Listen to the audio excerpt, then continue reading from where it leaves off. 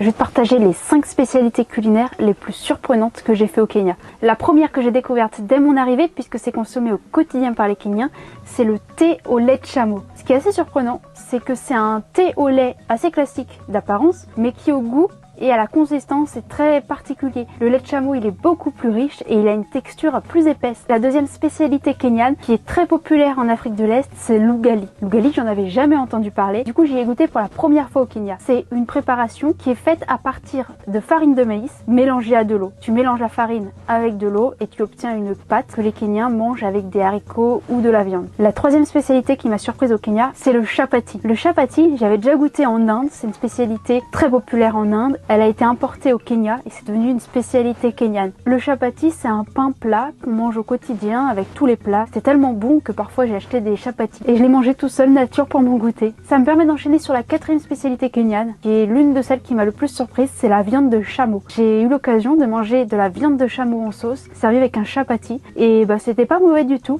Et enfin, on a le skouma. Le skouma, c'est un légume dont j'ignorais l'existence. C'est un légume qui est très populaire en Afrique de l'Est, qui est coupé très finement et qui est cuit dans de l'huile, juste assaisonné de sel et de poivre. Et c'est vraiment un légume qui est très bon, qui se mange accompagné d'autres plats. En général, les repas traditionnels kenyans sont composés de plein de plats qui sont servis ensemble.